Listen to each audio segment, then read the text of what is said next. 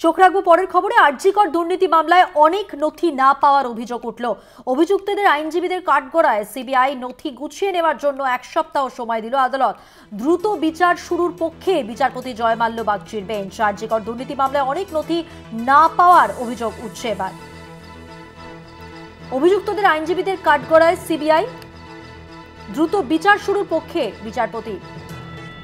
নথি গুছিয়ে নেওয়ার জন্য 1 সপ্তাহ সময় দেওয়া হলো আদালতের পক্ষ থেকে।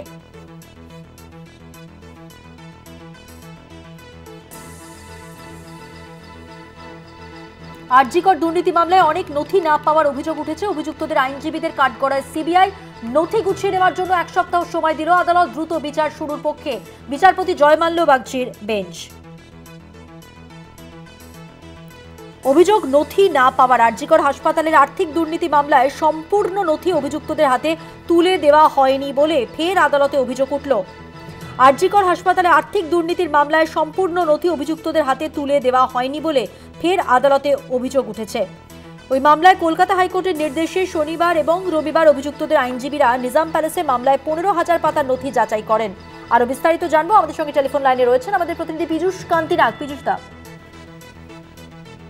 দেখো মধুবন্তী, যে কলকাতা হাইকোর্টে সন্দীপ ঘোষ, সুমন হাজরা সহ অভিযুক্তরা নিম্ন আদালতে সার্চ ফ্রেমের সময়সীমা বৃদ্ধিতে যে আবেদন জানিয়েছিল, সেই আবেদনের আজকে শুনানি হয় এবং সিবিআই এর পক্ষ থেকে এখনো পর্যন্ত রিলায়েড আপন ডকুমেন্টস অর্থাৎ এই মামলার সঙ্গে যুক্ত যে সমস্ত নথি অভিযুক্তদের দেওয়ার পক্ষে নিম্ন আদালতে বিচার প্রক্রিয়া শুরু হওয়ার প্রয়োজন, সেই নথি এখনো পর্যন্ত তারা যেই দেয়নি, এমনটাই অভিযোগ কলকাতা হাইকোর্টেও জানান অভিযুক্তের আইনজীবীরা। বিচারপতি জয়মাল্য বাগচি জানিয়েছেন যে সিবিআই কে আগামীকালের মধ্যে সমস্ত নথি হস্তান্তর করতে হবে সমস্ত অভিযুক্তকে এবং সেই নথি আগামী 1 সপ্তাহের মধ্যে খতিয়ে দেখবে অভিযুক্তের আইনজীবীরা। এবং যদি কোনো নথি এখনো পর্যন্ত সিবিআই তাদেরকে না দিয়ে থাকে, সেক্ষেত্রে তারা নিম্ন আদালতের বিচারকের কাছে আবেদন জানাতে পারবে। বিচারক সেই আবেদনের শুনানি গ্রহণ করে উপযুক্ত নির্দেশিকা জারি করতে পারবে। মূলত এই রায় দিতে গিয়ে বিচারপতি জয়মাল্য বাগচি মন্তব্য করেন যে আরজিকরে যে আর্থিক দুর্নীতির ঘটনা ঘটেছে তা সাধারণ মানুষের কাছে প্রভাব ফেলেছে। তাই এই দুর্নীতির উপযুক্ত তদন্ত যেমন হয়েছে, পাশাপাশি দ্রুত বিচার প্রক্রিয়া সম্পন্ন হওয়ার প্রয়োজন। তাই আদালত মনে করছে অবিলম্বে চার্জ ফ্রেম করে ট্রায়াল শুরু হওয়ার প্রয়োজন। কিন্তু পাশাপাশি আদালত আইনের পর্যালোচনা করতে গিয়ে মন্তব্য করেছেন সেক্ষেত্রে এই মামলায় যে সমস্ত অভিযুক্তরা আছে তাদেরও আত্মপক্ষ সমর্থনের ক্ষেত্রে উপযুক্ত নথি যোগানের প্রয়োজন।